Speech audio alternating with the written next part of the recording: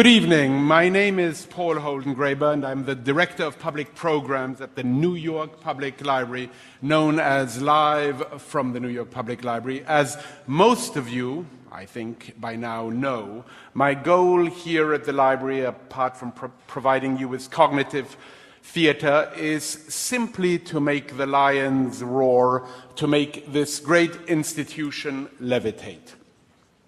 To help us achieve this goal, we have tonight Christopher Hitchens.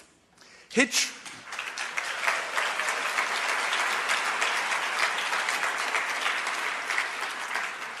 I should have paused there. Hitch, as you will discover, he's at times called, asked me to be brief. Not my forte. You know, the famous line of Pascal, if I had had more time, I would have made it shorter. I will, though, do my best. No bio here, as we are here to speak precisely about the man himself, his memoir, Hitch 22. But I have to tell you what is coming up briefly. On Monday, our very first evening in Bryant Park. Pray that it does not rain. I will speak with John Waters. He loves no one more, you will discover if you come, than Johnny Mattis. On Tuesday, the photographer Lena Herzog will be here to discuss Lost Souls, her haunting photographs. I encourage you all to see her exhibition of Lost Souls on view now at the International Center for Photography, our neighbors in mid-Manhattan. We will end the season with an evening on soccer. Stay tuned for that one, as well as news about our upcoming season, fall season, which will include conversations with Supreme Court Justice Stephen Breyer, Edwidge Danticat, Antonio Frazier, Derek Walcott, Nicole Krauss with David Grossman, Zadie Smith, Angela Davis with Toni Morrison, and many others. Libraries, as Christopher Hitchens knows very well, matter greatly to our democracy. Did you know that Keith Richards, one of the founding members of the Rolling Stones, is writing his memoir due out in October? In it he confesses, I wonder what Hitch will think about this, in it he confesses his secret longing to be a librarian. I'm not wondering what Hitch thinks about that. I think that he would think that that is a very good thing and noble thing to be. But he says this: when you were growing up, Keith Richards writes, there are two institutional places that affect you most powerfully. The church, which belongs to God, and the public library that belongs to you. The public library, he says, is a great equalizer. I plan to invite Keith Richards to be on stage. Indeed, I have already invited him to come to discuss, among other things, the role of libraries. I think we have other things to discuss with Keith Richards. But I will also talk to him about the role of libraries in our democracy. I urge you to become a supporter of the New York Public Library. Here is my plea. Be it a young lion, if you are young enough or feel young enough, or a conservator, or consider becoming part of the President's Council. The New York Public Library is in the middle of a campaign. Don't close the books on libraries. The New York Public Library is facing, if you didn't know it, the harshest cut in its history. A proposed city budget right now, a reduction of $37 million that could shut down 10 branches as of July and slash service to just 4 days a week. You can immediately support the library. By immediately, I mean now. I'm going to show you how. You can immediately support the library and its mission with a simple text message. So, take out your phones now. I'll ask you to shut them later. And text NYPL to the number 27722 to give $10 from your mobile phone. When prompted, reply yes to complete this one-time gift. Again, that is NYPL 27722. Don't see many people with phones out. A one-time $10 donation will appear on your next mobile bill as a separate line item and is recognized as a tax-deductible donation. Thank you for your support. Flyers should indeed be on your chairs if you wish to take care of this later, or, as probably most of you will do, donate several times. Our wonderful independent bookseller will have Hitch22 available for purchase. Christopher Hitchens has graciously agreed to sign his memoir after our conversation. Our wonderful bookseller is 192 Books. It is now finally, and this was not all too brief, I know, Christopher, I'm sorry, a pleasure to welcome Christopher Hitchens back to the stage. Last time he debated his last book, God is Not Great, with Reverend Al Sharpton. They entered the room to Gregorian chant, I don't know if you remember that, and took to the stage with James Brown. You entered tonight to the music mostly of Bob Dylan, which Hitchens loves. Tonight, please warmly welcome Hitch to the stage to the music of Fats Waller, Your Feet's Too Big. We will explain why. Ladies and gentlemen, Christopher Hitchens and Fats Waller. Who's that walking around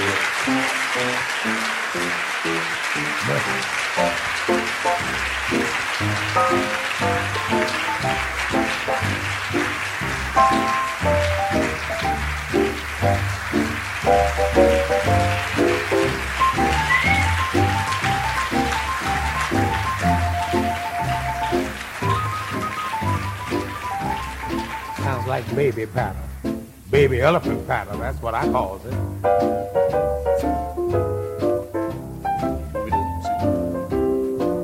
Say, up in Harlem, at a table for two, there were four of us, me, your Big Pete, and you. From your ankle up, I'll say you sure are sweet. From there down, there's just too much feet. Yes, your feet's too big. Don't want you 'cause your feet's too big. Can't use you 'cause your feet's too big. I really hate you 'cause your feet's too big. Yeah.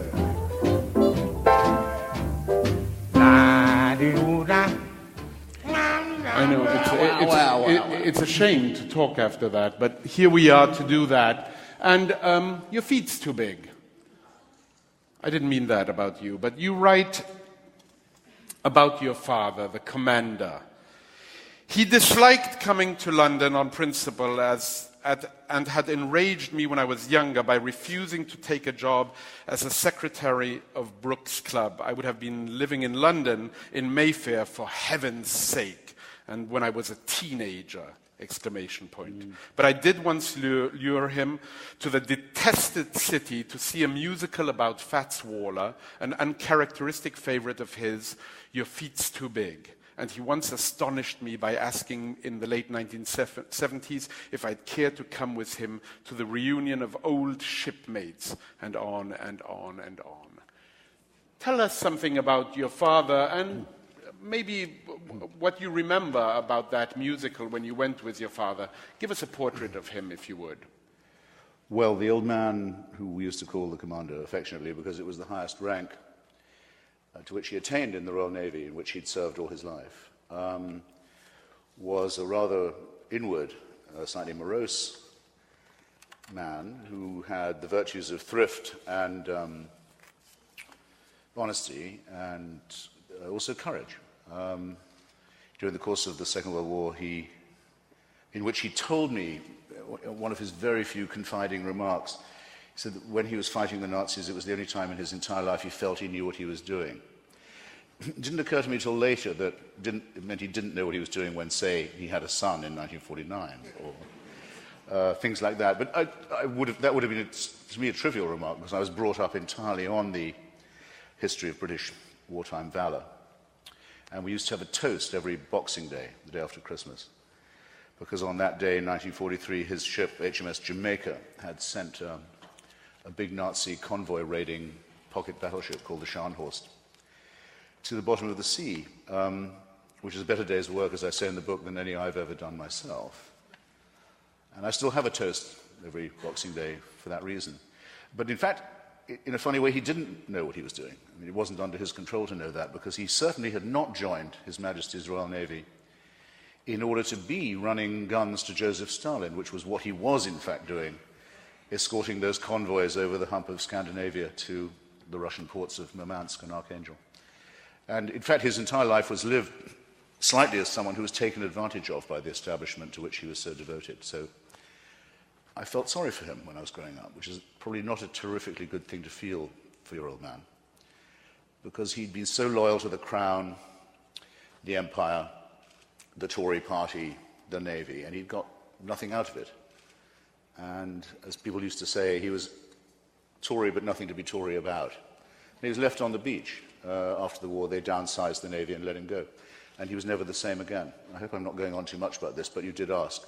And it's very informative on me because it strikes me all the time that the ruling class has this permanent reservoir of people who are very loyal to it and get nothing in return, and who are, in a sense, being exploited. And that had a very important influence on moving me to the left when I was young. Do you remember? Oh, and yes, he did have a fondness. He did have a fondness for old-style jazz, and he liked one of his favourite songs was "My Very Good Friend the Milkman," which I still can't hear without emotion. And then "Your Feet's Too Big," of all things. And then when he took me, he came to London because he was going to the last reunion. I could tell it was going to be the last of his old shipmates. They were gathering in some broken-down old Navy club. And we went along, and he asked me if I'd come. I was amazed. I never thought he'd ask me to a thing like that. I thought I'd been a disappointment to him. But there they all were, these old sea dogs, gathered for the last time. And they all called him Hitch, which I'd never heard anyone be called before, which was what my friends were starting to call me. So there was, at the last, a slight male bond between me and the commander. The commander and me, I should say. Sorry.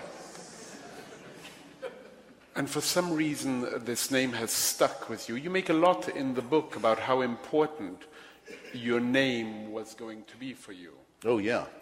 I mean, if you're growing up in a lower middle-class family that's desperately trying to escape the class below it, and your family name is Hitchens, and your name is Christopher, first name, if people start calling you Chris, to be matey, say, it's Chris Hitchens at first, but it's Chris Hitchens quite soon. A whole aspirate has dropped out of the equation. And then you're in danger of being common, vulgar. My mother wouldn't have any of that. And I more or less promised her I wouldn't allow it. So, but people kept doing it. They still do because they think it's friendly. Hi, Chris. No, thank you. Would you mind? I'm against circumcision of all kinds and amputation of children. And so I'll stick to this nice name. Oh, good. Actually, I thought I would get more applause, but there. It should, if anyone wants to saw off bits of their genitalia, they should do it when they're grown up and have made the decision for themselves. How did you get there? Well, it had to come because that's part of the family secret too. I didn't know my mother was Jewish. I thought I was circumcised for the same reason as all other middle-class boys, and I still sometimes brood on the missing bits. But that's getting ahead too. So I write, it's also part of the second identity or split personality or divided self that I write about throughout the book, which is the theme of it. I nearly called it Both Sides. Now I'm glad I didn't. But it would have been a good enough working title.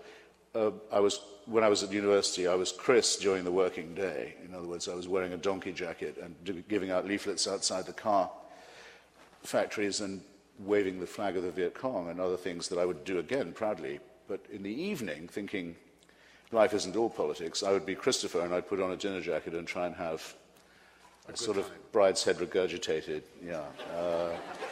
good time. I thought I was entitled to after something like 12 years of being stuck in a monastic boys-only school. Which was not all pleasure. So Hitch is a perfect solution to the Christopher problem. It's ideal. Though it is a circumcision of Hitchens, I will admit. Actually, that thought hadn't occurred to me till this minute. Damn. Well, there you go. There is a second edition. Yeah, maybe, nothing comes for free. Yeah. You spoke earlier about the impact your father had on you. A man of few words, something one probably wouldn't likely say about you. I think we can move quite elegantly from having this father who was rather laconic to your own experience of being a father. And it's something that doesn't feature very much in your book, but when it does so quite pungently. I think here we learned something about you. For the people who didn't know you before under that guise, we learned something. And I'd like you, Hitch, to read this little passage, if you don't mind. Do you need glasses? Yes, I do, but I don't seem to have them. Hold on. Oh, yes, I do. You do. Those are dark. I should have prepared you. No, you should have done. It's all right, I found them. Good. Yes. If you don't mind, you told me you wouldn't mind reading, and I think in your own words read by you might be better than by me. If you could read from there to there. Good grief. Do you want to read less? Yes. Beginning with my deep. I was going to begin right the last line Yes. there. I should just prepare you for this by saying that I tell various anecdotes about my father, all of them very terse. One of them, which I forgot to put in, so I'll tell you now, is when he used to get up very early, which I've never been able to do, neither my mother, make himself breakfast down in the kitchen with the old coal range and baked eggs and strong tea and so forth. And I thought one morning it might be nice if I went down, I happened to be up early for God knows what reason, have breakfast with the old man. So I put on my corduroy shorts and so on and toddled down the stairs. Went in, morning, Daddy, and he looked up and said, Jesus Christ, it'll be family prayers next. From this you may get an impression. Also of his, it's also how I learned what his Baptist upbringing had probably been like. So, and I don't think I've ever had breakfast voluntarily ever since, actually. Okay, so these, you try to think, well, you won't be like that with your own kids. You'll be much more warm, supportive, might even have breakfast with them. So this is the bit you want me to read. My deep vice of lack of patience had its worst outcome, I feel sure, in the raising of my children. Many men feel somewhat useless during the early childhood of their offspring, as well as paralyzed with admiration for the way that women seem somehow to know what to do when the babies arrive. I don't think I can take refuge in the general weakness of my sex. Confronted with infancy, I was exceptionally no good. Anything I don't say here is only intended to spare others, not myself. Like not a few men, I set myself to overcompensate by working ever harder, which I think has its own justification in the biologically essential task of feeding and clothing and educating one's young, but I was really marking time till they were old enough to be able to hold a conversation. And I have to face the fact that the children of both my marriages learn much, much more about manhood and nurturing from their grandparents, my magnificent in-laws, than they did from me. That's one lapse, and not just a lapse in time, that I know I shall not make up for. One cannot invent memories for other people. And the father figure for my children must be indistinct at best until quite late in their lives. There are days when this gives me inexpressible pain, and I know that such days of remorse also lie in my future. I distinguish remorse from regret in that remorse is sorrow for what one did do, whereas regret is misery for what one did not do. Both seem to be involved in this case. My only recourse, my promise and vow, was and is to get a bit better as they get older. Hence this example, which I hope I'll be able to improve upon before they come and screw down the lid, or whatever it is. And that's where you want me to start, wisely. Yes. That's an admission. Yeah. A very strong one. Yes. And it was in case, I didn't live to see the publication of the book. I felt that I ought to leave a message in a bottle, that kind of thing. Something for them. Have you become better? You should ask them. But yes, I think so. Yeah. And with the young adult, I think I'm not bad. I mean, I know I'm not bad as a teacher. I get quite a lot of letters from students that I've had telling me of their progress. Of the age that at least my older children are now. People want to come and visit me. I always try and say yes. And I even wrote a book, which I know had some success. I don't quite know why it worked as well as it did. It's called Letters to a Young Contrarian, fatuous term. But it was a word you've been associated with. Advice to the young, anyway. You don't like that word, contrarian? No. I don't. In fact, at least I was true to the title by denouncing the word contrarian as stupid in the first paragraph. The publishers insisted on it.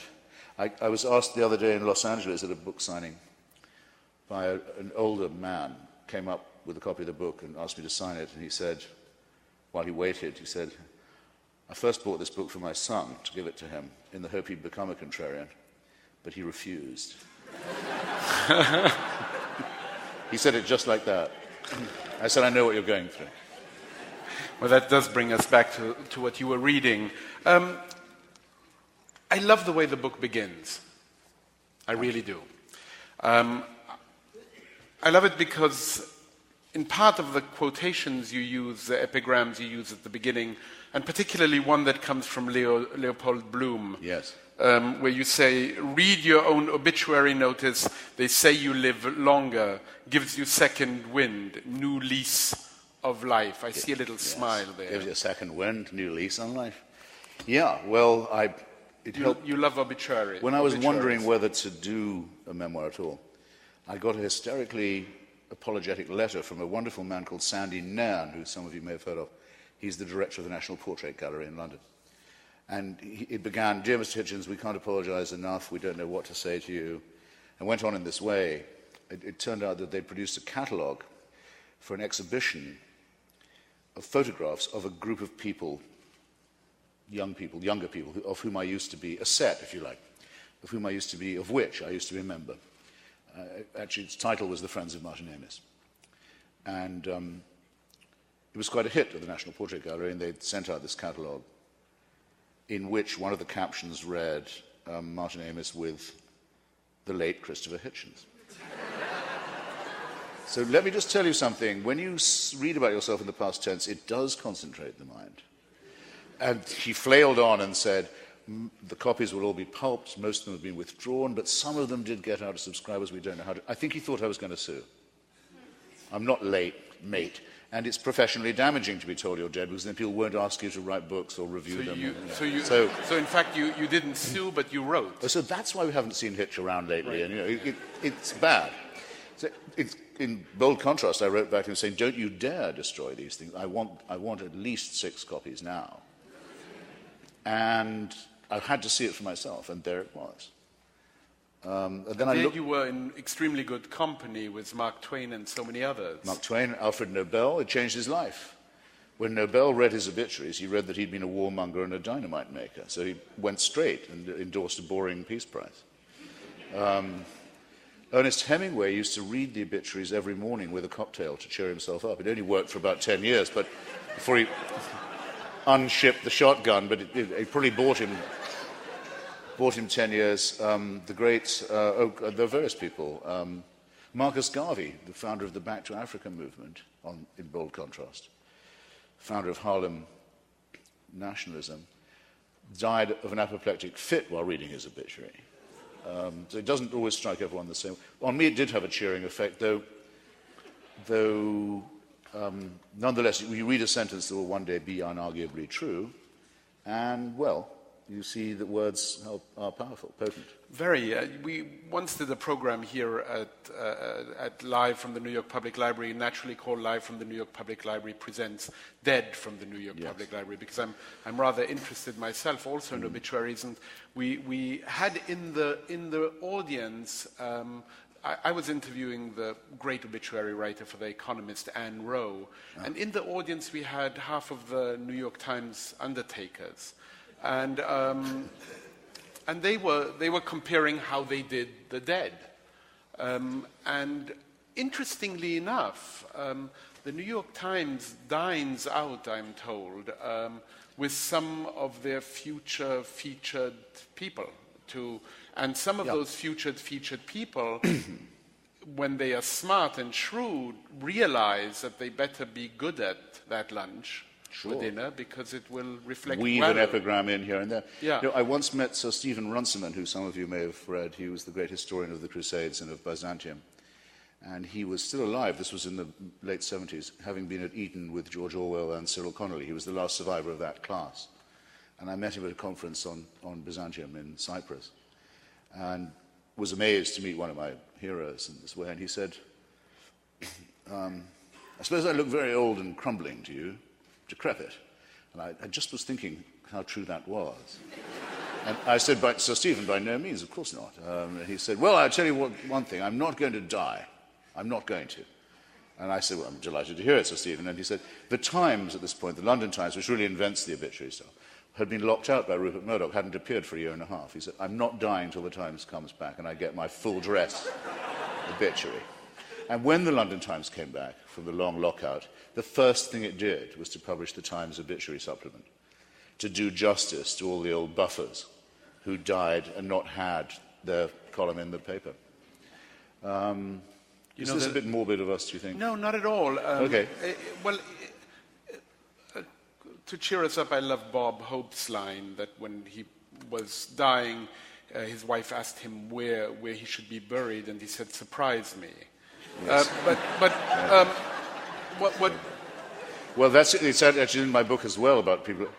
There was once a rumor of Bob Hope's death, and for some reason, the Associated Press called me up and said, had I heard that Bob Hope had died, and I'd just seen him at the British Embassy at a reception in his honour, because he'd been born in Eltham in Middlesex 2 weeks before, and I now wish I hadn't said, well, he looked dead enough when I saw him last. I think now that was a low blow for the old buzzard. I don't think the subject of death is particularly morbid, or that obituaries are necessarily. But I would say one thing that haunts me in the very first 5 pages, which I had diligently prepared to read, but it would take us, I think, a little bit too long. In the first 4 or 5 pages of your memoir, one thing that strikes me, and maybe you can address this in this company here, is a real fear of death. And in some way, I think that the memoir is written to hold it at bay to some extent. For sure. I mean, I'm very acutely aware that every day, now that I've passed 61, is more and more subtracted out of less and less, of course. And I've always known, just as a matter of objectivity, that I'm born into a losing struggle. We all know that. I mean, when one has taken a glimpse down the road, and I don't know anyone who's come out of this a winner. It's not likely to happen. And we're beset on all sides by people who promise us release from this consideration, or remission from it, and dangerous, nasty people, stupid people, who want to be a pain in the ass to you while you're still alive, and not content to try and torment you after your demise. So that keeps one going. You want to stay alive, if only to combat the merchants of death who falsely promise eternal life. Again, rather muted, I felt. Has the writing of this memoir... Well, Nadine Gordimer, okay. I know what I wanted to say, once wrote, I could never find exactly where it is, but she told me she had certainly said it. I saw her just last week in Hale & Wye. Incredible, by the way. She's just produced a collection of her non-fictional writing. She once wrote, and it made a huge effect on me, that one should, or said, that one should try to write as if posthumously. And to try and picture yourself writing post-mortem, because then you're free of all the inhibitions that can cluster around even the most independent-minded writer, as he may think of himself. You're not going to care about public opinion now. You don't mind about sales. You don't care what the critics say. You don't even care what your friends, your peers, your beloved think. You're free. Death is a very liberating thought. That's the way I would prefer to think about it. And I don't think I write as if I'm scared of it. I certainly hope I don't give that impression. I think it's quite emancipating to be able to think of it in a clear-eyed way. I was going to say that it seems also that maybe the writing of this... In any way, I certainly know I was cheered up by reading about my death. I know that. And I didn't know that would be my reaction. But that, you would say, was the seed for writing this memoir? Without question, yes. So, well, because it abolishes the old question you get asked all the time, isn't it a bit too soon? You say, well, can't leave it too late, mate. That takes care of itself. That's done.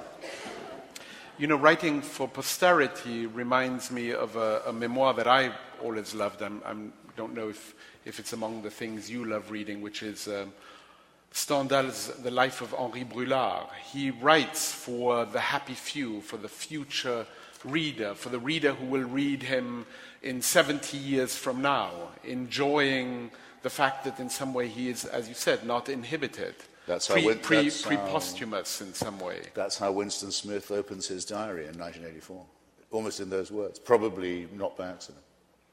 It's exactly how it begins.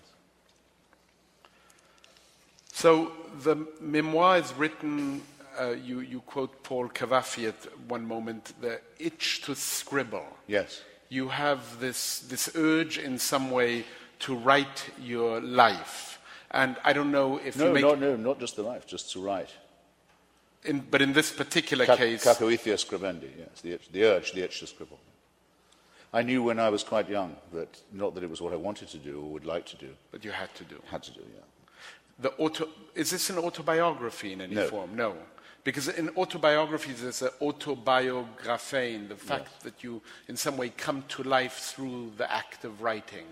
It's a memoir, and you make a distinction that you think is important? It's a memoir, and it's an attempt to locate myself and make myself more presentable by...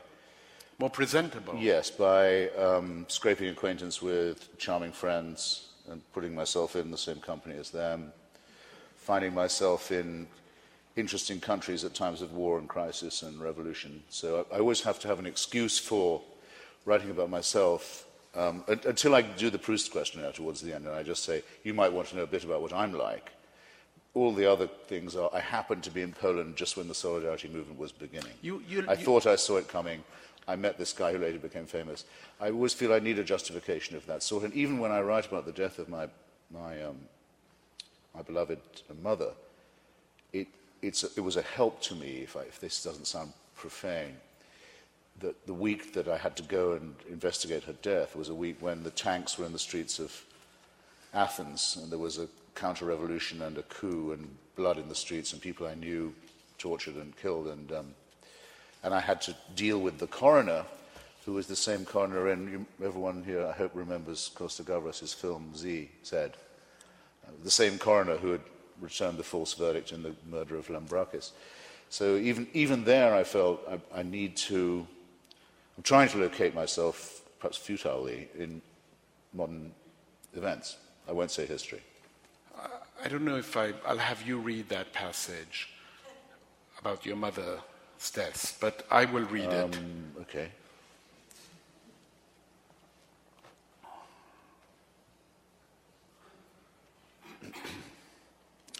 At all events, this is how it ends. I'm eventually escorted to the hotel suite where it all had happened. 2 bodies had to be removed and their coffins sealed before I could get there. This was so dismally sordid reason that the dead couple had taken a while to be discovered. The pain, this is so piercing and exquisite, and the scenery of the 2 rooms so nasty and so tawdry that I hide my tears and my nausea by pretending to seek some air at the window.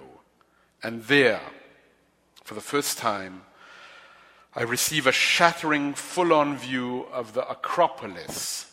For a moment, and like the Berlin Wall and other celebrated vistas, then when glimpsed for the first time, it almost resembles some remembered postcard of itself. But then it becomes utterly authentic and unique. That temple really must be the Parthenon, and almost near enough to stretch out and touch. The room behind me is full of death and darkness and depression, but suddenly here again and fully present is a flash and dazzle and brilliance of the green, blue, and white of the life-giving Mediterranean air and light that lent me my first hope and confidence. I only wish I could have been clutching my mother's hand for this too. Yes, thank you. It's an extraordinary, extraordinary passage, rather painful, but you immediately go from the scene which you might describe as to what happened to antiquity. Yes. To an area of the world that you're interested in many different ways. And to civilization as opposed to primitive and barbaric episodes. And it's also, as you know, it's a coda, because I opened the chapter about my mother remembering my first my first memory, recollecting actually, which is of the Mediterranean. It's the Grand Harbour at Valletta. First thing I can remember. Crossing, when I was 3 or so, crossing the harbour with her on a ferry and seeing this dazzling Baroque Renaissance city, white, coming down to the shore, very azure, cerulean Mediterranean, and then the different colours of the sky, and then the blending of the green and the olive. And so I've always felt happy and at home, and the light seems to suit my eyes in the Mediterranean. And that's where it began with her, and then, appallingly, having turned away from this scene of squalor and death, that's how it ended too. That was my first view. Just to give some context here, what I read comes after your discovery that she committed suicide. Yes, well, I already said that my father was an honourable and brave and modest and thrifty man, and all of those things he was to a great degree. But he was 12 years older than my mother, and he rather bored her, I have to say. It was a horrible realization. Which she thought was the worst sin. She thought, as I do, that boredom is the worst thing of all, and being boring is the worst crime. And she, whose name was Yvonne, which I always liked. When I was small, I thought it's a classier name.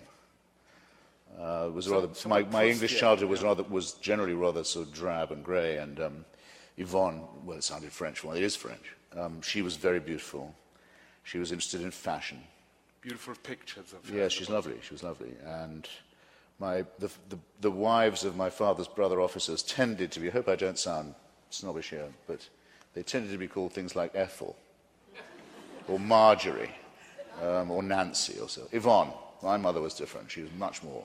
She was just cut above. She looked different.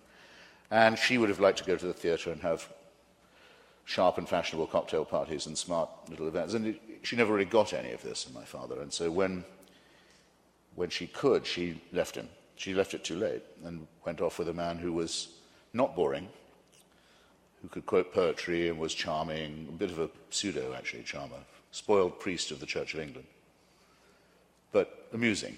But alas, unlike my father, not thrifty, not modest, not honest, not brave, and probably, well, certainly, I think, bipolar. He needed to die, and he wanted to take her with him, and they made a suicide pact and carried it out in Athens. She introduced you to him. She wanted me to approve. Yeah. Did you? Well, yes, in a way. I mean, he was an appealing chap. I thought maybe a bit shallow, but not bad. Anyway, I don't think I would have dared say I don't approve. No, I couldn't have done that. I wish I had now. I could have warned her that he was unstable.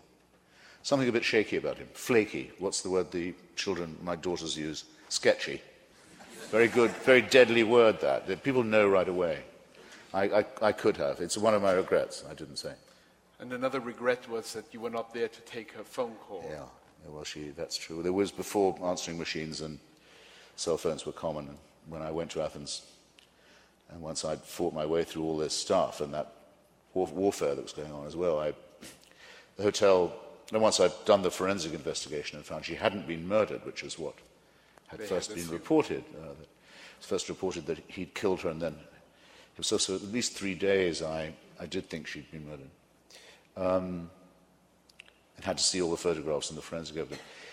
This included the hotel switchboard record of her trying to call my number in London repeatedly and not getting. I was young in those days, and I just got a job in London, and I wasn't at home. Why do you think she had reached out to you? Well, she loved me. I was everything to her. She left it was upsetting for my brother and my father because she left a note, which I finally found, took ages. But it was just to me. And that was very awkward, as you can imagine, to tell the remaining males of my family. I want to go back to her. She loved me, and she was always on my side. It's a fantastic thing to have a beautiful woman in your corner from early childhood. There's nothing. Who doesn't spoil you? I promise you, there's nothing as quite you like said, it. who doesn't spoil you, loves you, lets you go. Yeah. Doesn't spoil you for other women, though. She wasn't clinging. She wasn't over maternal. She wasn't overprotective. She wanted me to go away because she thought it'd be better if I went to a proper school, a boarding school. she and your father had quite an argument about this. You overheard it. Picture, if you will, the young Hitch in his jammies, the top of the stairs. I suppose we've all done it at some point or another. You're overhearing a domestic dispute below. So you creep out, you eavesdrop, and it was about me. So I listened more attentively. More intently. It was a moi discussion, and she was saying that we'd have to scrape together the dough to get Christopher to a proper school, because none of my family had been to one, and eventually to university. And my father was saying quite practically and quite squarely the truth, which we didn't have the money. And she was saying, well, we'll find it from somewhere. And this is the bit I remember. If there's going to be a ruling class in this country, Christopher is going to be part of it. So I thought, in my jammies, I sort of thought, yes. Did you understand? Did you understand what ruling class meant? No, I didn't. But it sounded better than any of the other classes I knew, such as the ruled. I already knew enough about them. We were of that class already. Thanks all the same. So the project was that CH would become an English gentleman. So you be the judge about how that worked out. I think it was I don't know. If they could come back now, I think they'd still be wondering when I was going to get a proper job of work. I think they might. But I knew that she was willing to do anything for me. And I for her. The scene you described that I read, and which I think is actually very, in some way, permit me to say, somewhat cinematic, the way you set it up with the Parthenon in front, brought me back to an early obsession of yours, which I happen to share, which you don't really talk about at all in this book, but I'd love to speak about it with you a little bit, which is your interest in the Elgin marbles. Yes. And I just recently, last week, was in Jamaica, interviewing the Nigerian Nobel Prize Wole Soyinka, who you admire as well as I do. Great hero. And we were talking about retribution. And he believes that retribution sometimes need only be symbolic, but that it can go beyond the symbolism, and we should just return, he said quite forcefully, all the stolen artifacts that are in museums to their proper owners, which is complex and certainly would... No, it's not. As he puts it, it's very simplistic. It's not complex at all. But it would deplete our museums. Yes, it would. But can I just tell my Soyinka story, would you mind, just in case it amuses people? No, Do you have in your heads, in your minds, ladies and gentlemen, an image of Wole Soyinka, the great Nigerian nobelist? Well, he's about 6'6", I'd say. Very tall. And he has the most pure anthracite skin and a nimbus of white hair. And he's done an enormous amount of jail time and exile time in his native Nigeria, always for the right, not just for the right cause, but for the right reasons. He's always given the best interpretation of that cause. His prison writings are among his best. He's one of Africa's really great heroes, I think. And I got off a plane at the Cartagena Literary Festival a few years ago, and there was a greeter on the tarmac with a sign saying, Wole Soyinka, Christopher Hitchens. So I thought, that's nice. And I walked up and I said, well, okay, I'm here. And he looked at me, he looked up at the sign, and looked down and said, which one are you? So I thought, this is a sort of a rival, I suppose. He's completely wrong about that. It's not to do with the national patrimony of our treasures. After all, there are no Babylonians left. There are no Chaldeans. There are no Hittites, for one thing. There really aren't any ancient Greeks either, if you're to be honest about it, or Romans. And the countries of Africa are... we did return some stuff to Ashanti, now Ghana, because it really was the kingly treasure of their monarchy.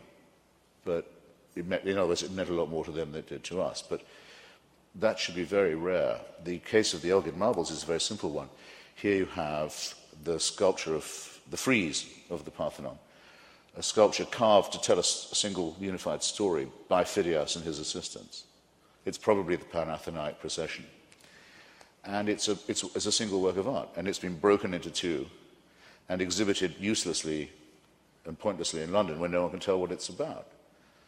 and separated from the building. It can't be returned to the building, but it can be returned to Athens, and a museum has been built to do that. And every other European country has given back their fragments of it. I mean, if you like to imagine, say, the panel of the Mona Lisa having been captured during the Napoleonic Wars and sawn in two, as did happen to a lot of things. One half of the Mona Lisa is in the museum in Lisbon, and the other is in a museum in Stockholm. I think there'd be a general curiosity to see what the picture would look like if it was put together. I hope so, anyway. Well, that's the case with the Parthenon frieze. It's as simple as that. And it wouldn't matter if Greece was under Turkish occupation, as it was when the sculptures were removed illegally by Lord Elgin. The aesthetic imperative is obviously the dominant one, the deciding one. So I'm sorry to say, I'm sad to hear that Soyinka is pandering to, or even conceding anything to, nationalism in museum building. I think that's an enemy of culture. And I say it with regret, because he's a giant. Nobody can be right about everything. Well, one can give it the old college try. In some way, I see similarities between your memoir and the writing of Flaubert's Éducation sentimentale. In some way, you're molding and putting together the private and the public. As you say, you've written a book around the context and the context and the battles of ideas.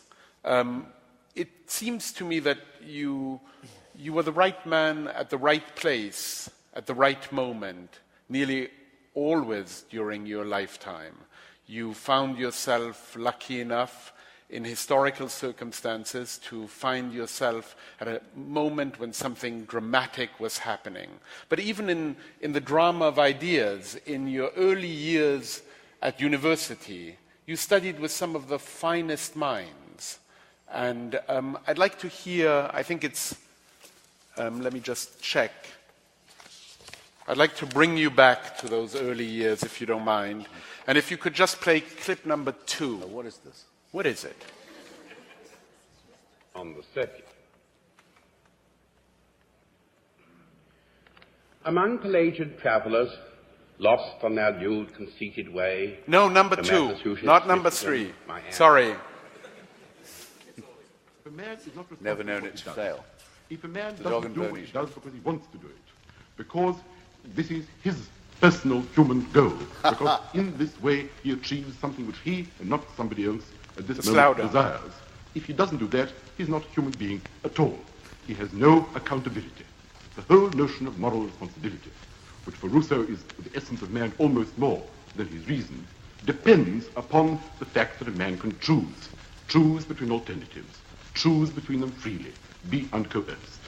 If a man is coerced by somebody else, by a tyrant, or even by material circumstances, then it is absurd to say that he chooses. And for Rousseau, he becomes a thing, a chattel, an object in nature, something from which no accountability can be expected.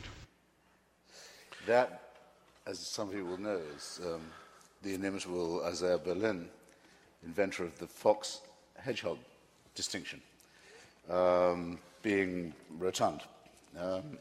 I used to be able to do him a bit. We once sat together arguing about Marx, Karl Marx, on whom he wrote an incredibly bad book. I was studying the Oxford course called PPE, Philosophy, Politics and Economics, and he was pretending that Marx was his student and how he would award points to Marx for this course. Well, I think perhaps an alpha, I think almost certainly an alpha for politics, yes, an alpha perhaps, or alpha for politics. But very much a beta minus for economics. And then perhaps beta alpha plus for philosophy. I'm sitting here, I'm 19. This guy was in Russia and witnessed the revolution. He's the only person I've ever met who was an eyewitness to St. Petersburg in 1917. And he's grading Karl Marx for the course I'm reading at Balliol. That did make you feel you weren't wasting your time. You've been accused, and Alpha politics. Alpha. You've been accused, and not an accusation you will get from me, that this book is filled with name droppings of sorts. But I know. I should have left out all the interesting people I've met. Yeah. As I said, I should have airbrushed them, and why bother with the jokes they told me or the anecdotes? I mean, it's just, as I said, it's like scraping acquaintance, isn't it? Well, you write... Next time I promise a more sort of austere account of things. Well, you write here, I hope that by dropping these names, I can convey something of the headiness of it. It might have been heady at any time, but in the 68 atmosphere, it chanced to coincide with other ferments and intoxications as well. And those days, you rubbed shoulders with these extraordinary figures. How do you think an Isaiah Berlin would view you today? Well, he was always very nice to me, actually. He would drop me a line whenever he noticed an article I'd written, especially, inevitably, or invariably rather, if it mentioned him. He once told me an enormous lie that I have in print that was later corrected in Michael Ignatieff's very hagiographic biography of him. I don't think he will actually be remembered as the great man he's thought of, and I don't think he has complete staying power. Because if you don't remember that voice and that style, as with Maurice Bowrer and quite a lot of the so-called giants of Oxford at that stage, you won't. I don't say this to gratify his stepdaughter, but one who will, who I do remember, was Sir A.J. Ayer, Freddie, the great philosopher and author of Language, Truth and Logic, who was also the senior member of our Socialist Society in Oxford, who's one of the great defenders of logic and reason and science against religion. He'll last, but a lot of them won't. You and he share something in common quite deeply, the sense of insecurity. Freddie? No, Isaiah Berlin. Berlin, absolutely. Berlin used to say all the time, and people thought he was joking, and I'm sure he wasn't, that he was overrated, that people thought his stuff was a lot better than it was. And he would say, long may this illusion continue. Long may it continue. And I occasionally read praise for myself that I don't think I deserve, and it makes me very uneasy. Yeah. Fraudulent?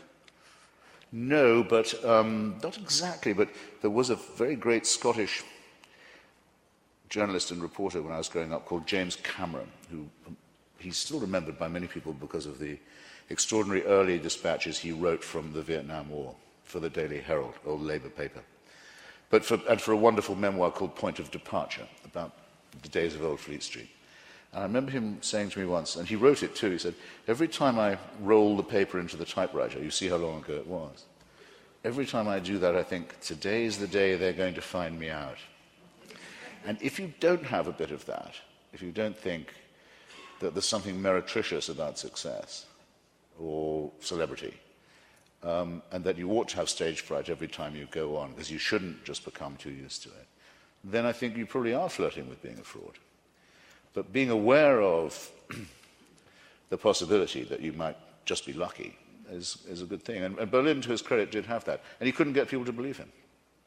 As I said, you have been lucky. You have been struck by good fortune. Yes. Since we're here in this library... Is my luck about to change, I have a feeling? Not yet. Okay. You have this wonderful line, the lexicographer Wilfred Funk Yes. was once invited to say what he thought was the most beautiful word in the English language, and nominated... Mange. Now, what is that? Because Did any of you, here's a question, did any of you ever used to take the Reader's Digest at home? You weren't admitted even if you did. We used to. It was the most elevated reading in the house for a while. And a thing that grabbed me was a feature in it called It Pays to Increase Your Word Power by Wilfred Funk, who is one of Funk and Wagnall. And so there'd be a new word 20 new words every week, and then there'd be 3 possible definitions of it, and then you'd have to pick what was the right one. I used to do it all the time. I loved it. I like all language games, as you know. And when he was asked his favourite word in the dictionary, he said, mange. Which is, you don't know? I don't. I read it like bien sûr, mange, because it's the way that the coat of a favourite Cocker Spaniel gets eaten away by disease. It becomes mangy. Mange is the eroding, rotting, living death of your fur. I think that's a fair précis of the situation. I think it's a rather good definition. That's what he picked, and I hope it never happens to my own pelt. I would say library. Yes. I mean, there are several words I'd pick, but mange wouldn't be one of them. But mange is good because it's a loan word from Norman French, and so you can learn about why that is, and comment on dit manger, etc. But library for me. You have lots to say about it in this passage. You mentioned that library, and I'm but so touched to find about Keith. The terrible thing, though, is that Keith is too much a librarian's name, isn't it? No insult to any of the staunch. I thought you would be able to. Keith is somehow a librarian. I thought you would be able to help me get him, not hinder. No. I mean, I'll be there when Keith gives tongue on this. You write that in your school, the blue-eyed small boy, small for his age and with rather feminine eyelashes, who's indifferent to sports and happiest in the library, is buggered. I mean, the library is a place that you have always loved. Yeah, not just as a refuge from sodomy, I have to say. Let's get that. Get that out of the way. Which, by the way, it isn't always, because you meet all kinds of characters in the library. Have you been in the stacks here? What a question. Have you? That sounds like a Monty Python question, doesn't it? Have you? Oh, he's been in the stacks.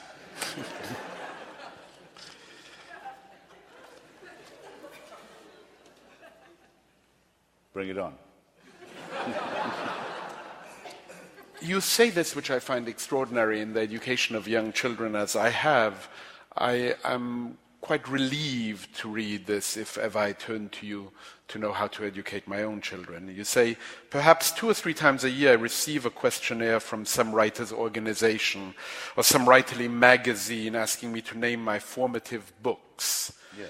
The temptation to inflate the currency of the past is always present. It was when perusing the immortal Gustave Flaubert at the tender age of X, what would you say, 6, that my eyes were open to. In fact, I suspect that it doesn't very much matter what one reads in the early years once one has acquired the essential ability to read for pleasure alone. Voilà. And why is that so important, and is that missing, do you find, from your own students now? Yes, and one thing that's missing, I think, is what it's originally said by Mark Twain and then annexed for his own purposes by George Orwell, is the good, bad book. Yeah. The book that can really inspire and elevate you, but you're later a bit ashamed to admit to the influence of. Uncle Tom's Cabin is a very good example. In my case, How Green Was My Valley, an incredibly sentimental but brilliantly poetic account of life in a Welsh coal mining community at the turn of the 19th century. Absolutely absorbing and making a bridge between books for boys and books for men. A Bildungsroman, in other words, in its nature and also in its effect. Very important. I find it harder and harder now when I teach my class to find a book that they've all read, or all read voluntarily, as opposed to being, and even one that they might all have been compelled to read, like Toni Morrison, I suppose, is one that they all feel they were made to read. But I used to be able to count on Salinger, everyone having read that. You can't be sure of that now. Or of Twain, or even of Fitzgerald. It's very, very difficult. So the struggle for a common discourse is hard. I mean, it happened, it's happening to you now. I remember a moment when I was teaching many years ago, and I was teaching Bartleby the Scrivener, and a student who always said something very interesting, but always slightly off. I once, in front of a large class, asked him if he had read Bartleby the Scrivener, and his response was, not personally. Yes. Yes, that's very good.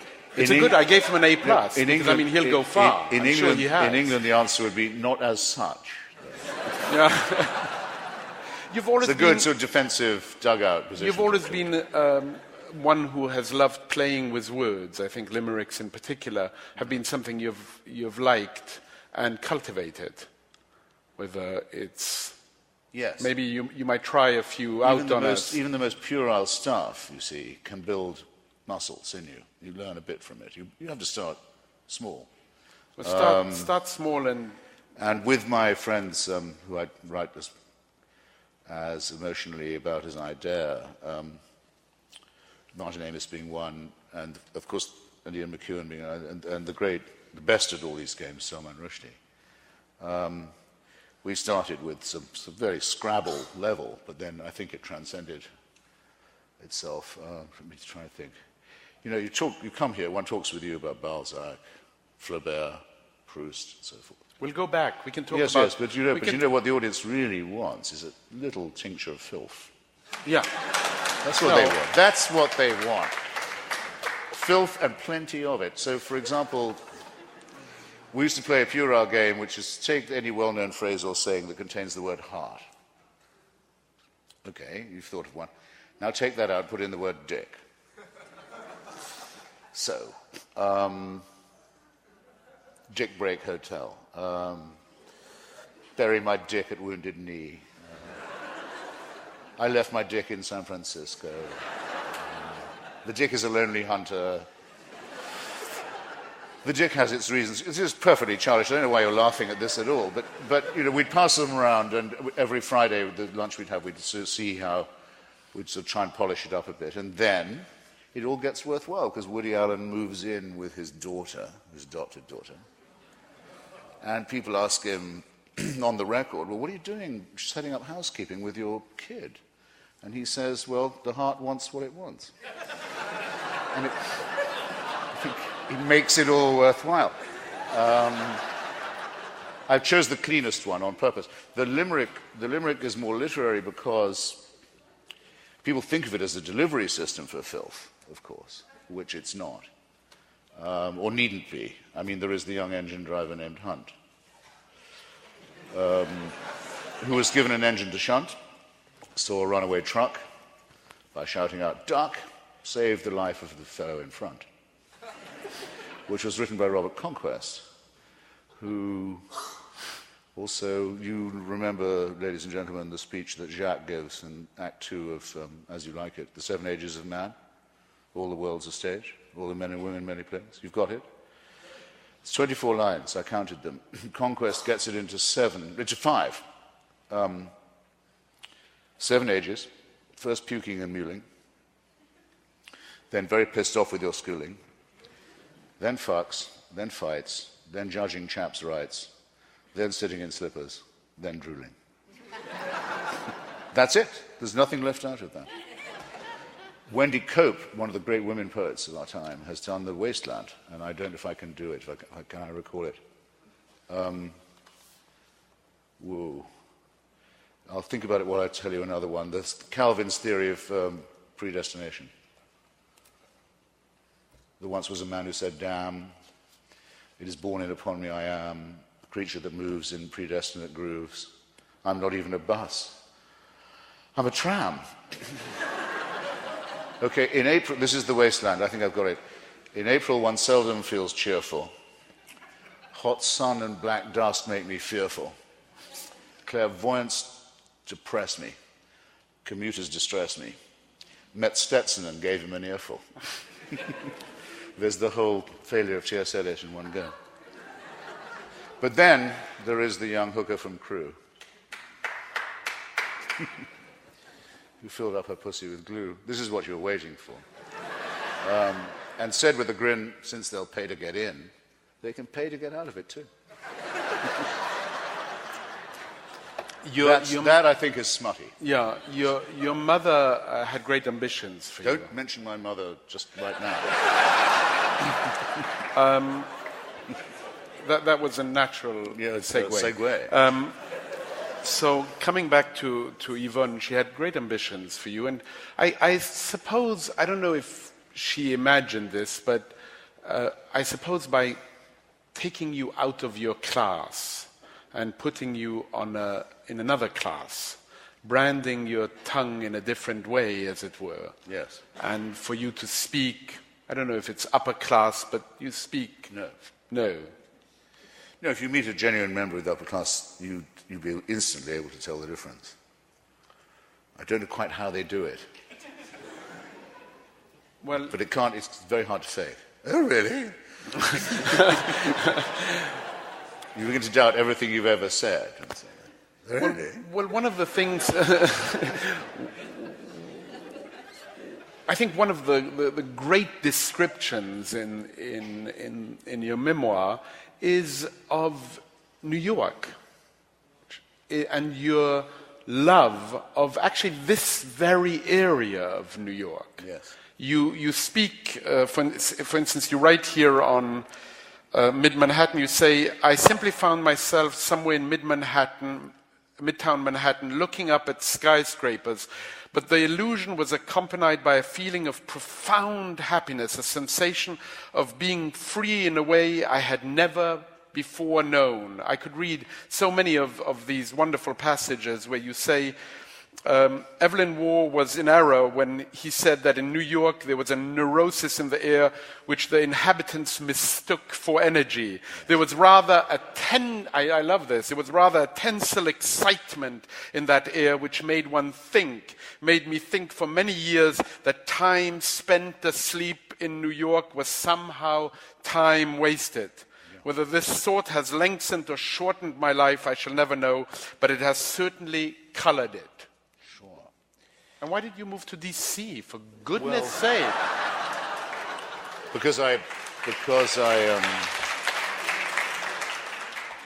New York was too rich for my blood, and I wasn't getting any work done. That's the honest truth. It was precisely that. Even however late I went to bed, I'd wake up early. There were too many distractions. I was quite young then. I didn't have any responsibilities, didn't own any property, didn't have any children. And God knows what might have happened if I'd stayed. And so I returned to the faith of my fathers and the Puritan upbringing that I'd had, of the feeling that one must apply oneself and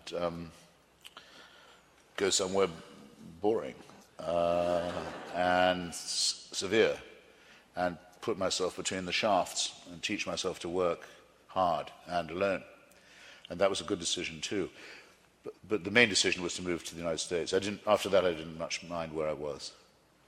And I didn't know this then, but the feeling I had when I was young that I had to become a writer, and the dreams and the yearnings that I felt at around the same time, the imperative of moving to the United States, I couldn't have explained either to anybody, but there they were. And I now, all these years later, realize that they were aspects of the same thing, that in order to do the first thing, to become a writer, I would have to come here. And one of the things you're most proud of is becoming an American. Yes. Why?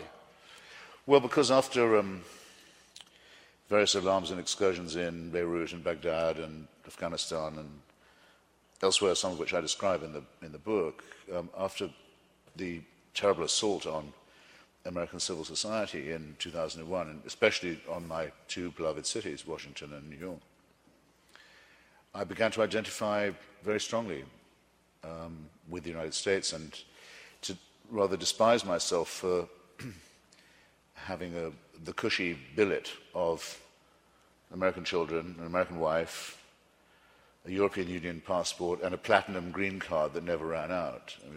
I somehow thought I was cheating on my dues. And I began to identify much more with America and its struggle against theocracy and barbarism, and to resent the people who were slandering it for doing so, and who still do. So I thought I'd take the next step. Has it been painful for you to see so many friends you once upon a time had leaving you for some of the beliefs you now hold? No. That's nothing to the much nicer friends that I've made instead. Well, in particular, no, I'm perfectly serious, Paul. I know you are. To the friends I've met, especially among Arab and Kurdish Iraqis who now have their own country and their own elections, their own constitution, their own press, and in the Kurdish case, their own self-government in the northeast of the country, I'd far rather spend time with them than with the people who wished that they were still the private property of or who acted as if they didn't care, as if they were still the private property of the Saddam Hussein crime family and its ownership of Mesopotamia. So your opinion has not changed in the least? To the contrary. The liberation of Iraq was the most arduous political argument I ever had to take part in, but it was the one where I had the least respect for the people who were taking the opposing view, and where I'm absolutely appalled to this moment that they won't admit how wrong they were. No, that was something I'm extremely proud of. And of course, if you take part in a conflict like that, you can expect to lose friends, but don't forget, you can expect to make them too. And the ones I've made are people who are liberation fighters. That can be better than some member of MoveOn.org, say.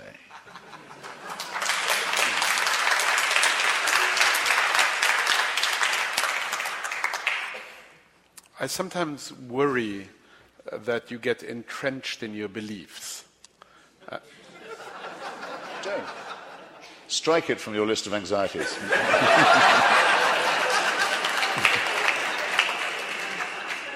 You have enough on your plate, man.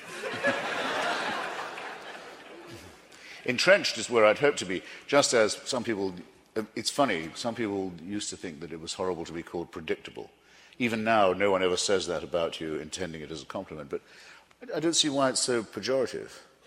I'd like to think that anyone who cared to know what I think, or took the trouble to be interested, would, if asked, well, I wonder what Christopher's position is on the continued existence of the Saddam Hussein regime, would say, well, come on, I mean, what do you think he would think? On the recent attack, Israel on the flotilla, I just wonder what you think about that. Oh, well, that's a micro event, but it's a catalytic one for more major ones, I think.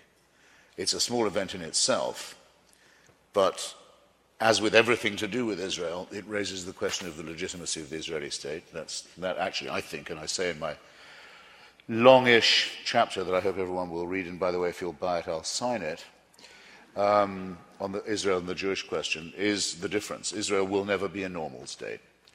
The desire for normality will continue to elude it. It will never be normal or safe to be Jewish either. And I hope it never is, by the way. I quote Leo Strauss as saying the point of the existence of the Jews is to show that there's no redemption. There is no salvation. That's what the Jewish people prove.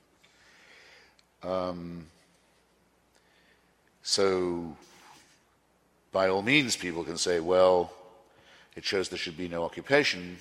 I've been saying that for 30 years. The occupation of Gaza was a crime to begin with, and was ended too late to do any real good. You can say all that.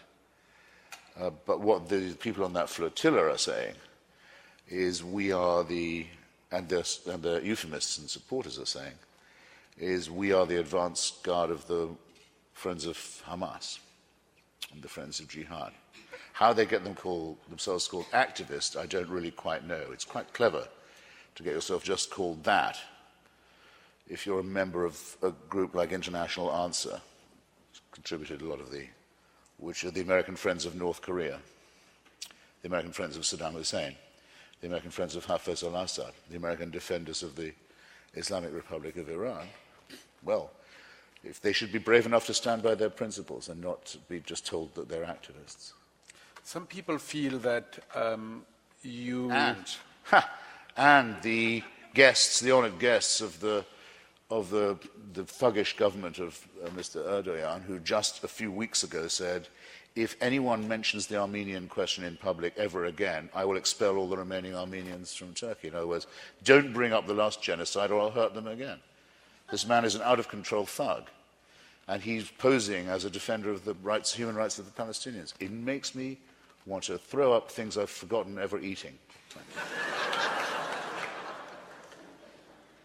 Some people feel that you misbehaved when you wrote the obituary of Edward Said.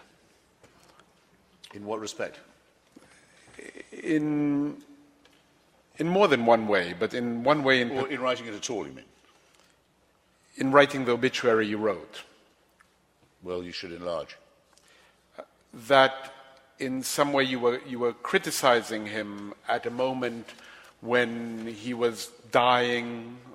No, the obituaries are not written when people are dying. No, of course, right. We've been through that. We have. He was an ex-professor at that point. Excellent.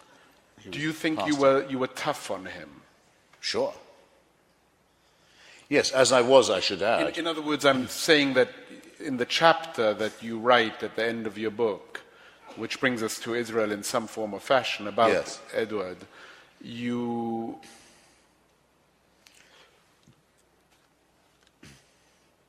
perhaps you rewrite the last part of your friendship in a sweeter light than the one it was in at the end of his own life and your relationship with him. One can't be the judge of how things appear to other people, but when I say that towards the end of his life, Edward referred in print in a Saudi-sponsored magazine in London to something that I had written about the liberation of Iraq and described the position taken by the author of these words as racist. That's not sweetening. Bring me an ounce of civet good apothecary to sweeten that. He was too fastidious, or perhaps too nervous, to actually put my name. He didn't say me, he just said, quoted the words. He didn't call me a racist to my face. But that didn't make it any better, and I thought, well, you have to take a thing like that seriously. I wouldn't have a racist for a friend, so I presume he doesn't want me for one either. It would be a terrible thing if a word like that lost its potency. So that was a froideur, which I hugely regret. And I would submit to anyone's arbitration whether or not those words could have that appropriate term attached to them. I would accept your verdict if you like, but you don't seem to be suggesting that. No, I'm suggesting that some friendships you describe in the book have been lost, and have in some way been lost in particular because of the great change that happened in you. I mean, you changed your mind from left to right and stayed there. This, you will excuse me for saying, Paul, that's facile. Of course, I forgive you completely. Good. Well, you don't have to, but I mean, I ask your pardon. What is surely consistent, even if consistency isn't that great a virtue in me, is that I have an absolute loathing for theocracy in all its forms. The most repulsive, at least in the sense of being the most violent form that theocracy takes at the moment, is Islamic jihad. Follow me closely here. Edward, though he was a secularist and a non-believer, and not a Muslim in any case, was brought up as a Christian, could never quite bring himself to condemn this in round enough terms. If he would ever condemn Islamism, he would say it's terrible, but it's really the fault only of American policy that it exists. He couldn't condemn it ding an sich, as we say, as a thing in itself. And after a while, this reluctance, I knew this would happen, led to a breach between us. I thought it had to be condemned for its own sake and in its own name. And so the breach eventually occurred, but it wasn't initiated really by either of us. It was just something that had to happen. And yes, it's an infinite cause of pain to me that it happened towards the close of his life, but that wasn't controlled by either of us. Well, I've tried to write as carefully as I can about that and my very long association with him in the book, and I don't think I've dishonored him in any way. But I don't think that friendship requires the concealment or suppression or euphemization of differences of principle. For those people who want to get a sense of you, should they turn very quickly to page 333 and 334 of the Proust questionnaire? Do you think that will enlighten them or just amuse them? I hope both, perhaps. The Proust questionnaire is supposed to be accidentally revealing answers. Right. I think. I don't know which one you have in mind. You can choose and pick whichever ones you want to read. I'm amused to have you read them because just a couple of weeks ago I was interviewing Bernard Pivot, Yes. the French talk show host who for about 25 years every Friday interviewed people from around the world, from Solzhenitsyn to Nabokov to Duras, etc.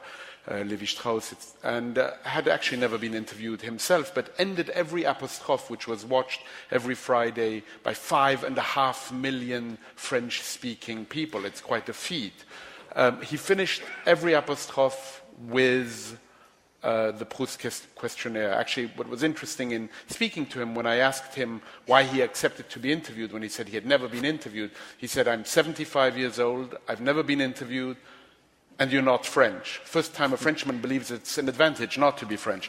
But choose a couple, just some that might, well, get people to get your book, but also get people to know a little bit more about you that I haven't been able to suss out. You probably all know that my colleagues at Vanity Fair every month subject some well-known person to the... It's not a questionnaire designed by Marcel Proust, as some people think. It's that twice in his life, Proust, who loved these kinds of things, agreed to answer a questionnaire. And we have his answers. And so it's a digest of that. And so in a chapter called Something of Myself, I thought I might risk it. Well,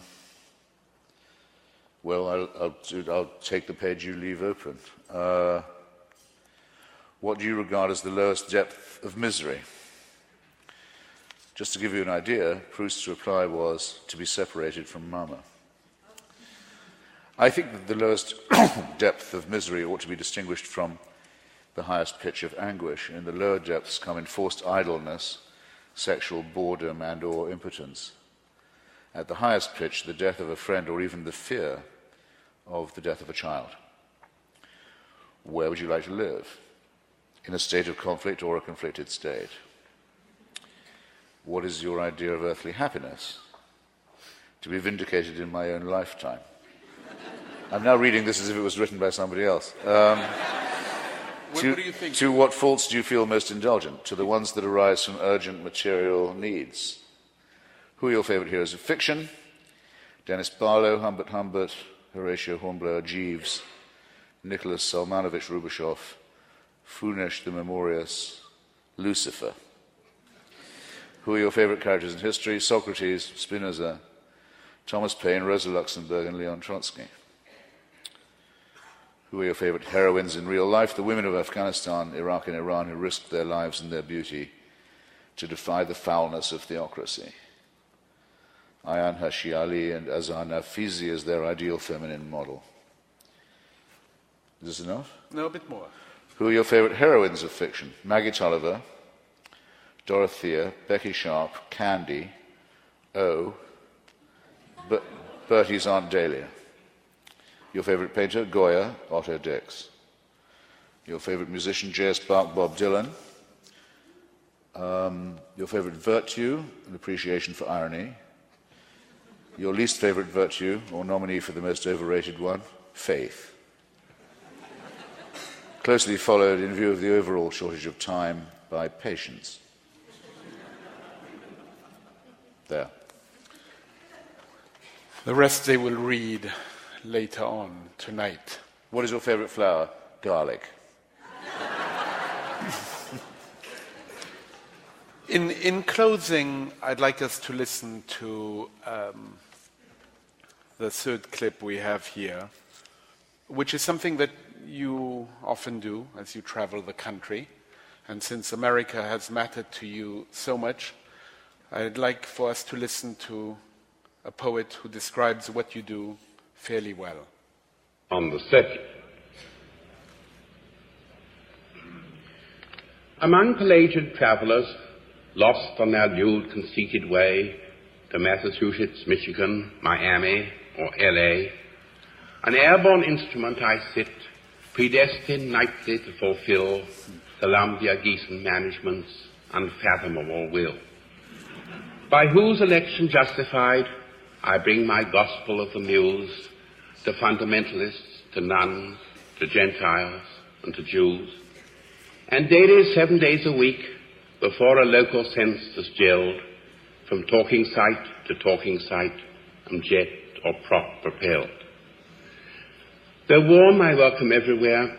I shift so frequently, so fast, I cannot now tell where I was the evening before last, unless some singular event should intervene to save the place.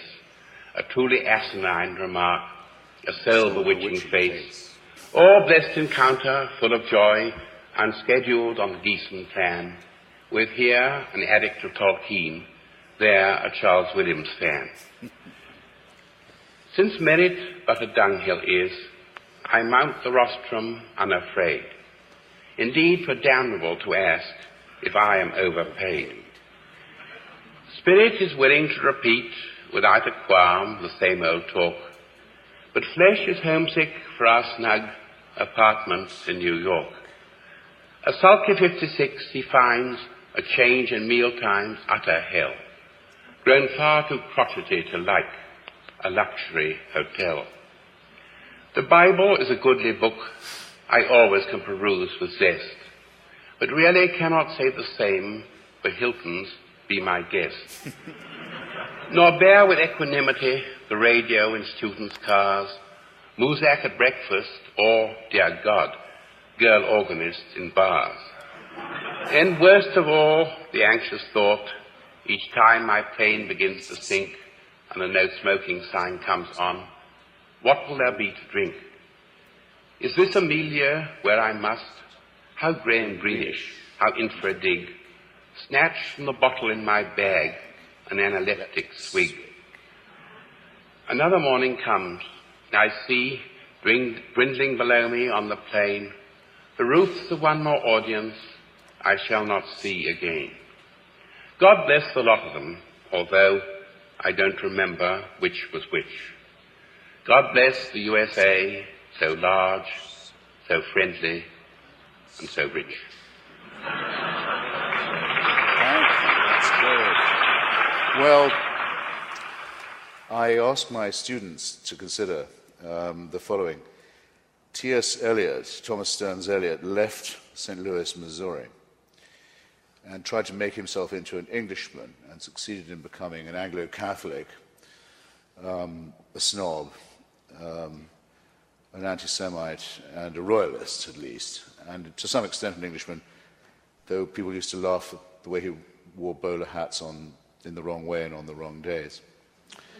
And Wystan Hugh Auden, coming from Yorkshire, wanted to transmogrify himself into an American and succeeded at any rate in becoming a gay St. Mark's Place New Yorker, which is a start. And I asked my students to answer the question, which country, which culture got the best of the bargain? And I think there's no question that America got the best of that bargain. And that, in case you didn't know, ladies and gentlemen, is Auden reading his poem On the Circuit about his travels around the United States, which I was privileged to hear him read for the first time. Actually, I say read.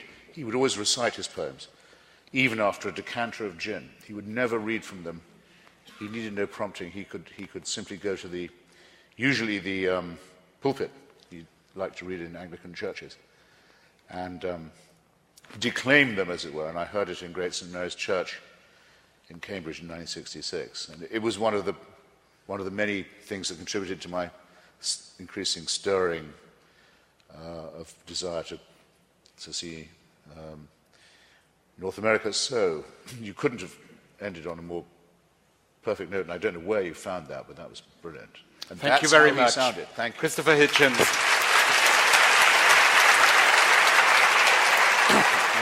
Thank you very much.